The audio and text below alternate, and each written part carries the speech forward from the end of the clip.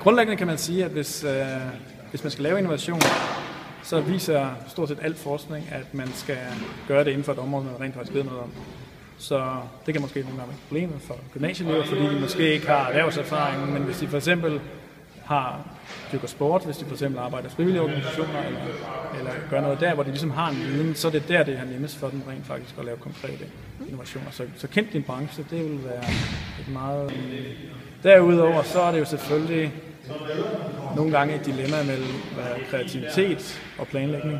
Og man kan sige, for at man kan tale om innovation, så er det idéer, der skal på et marked.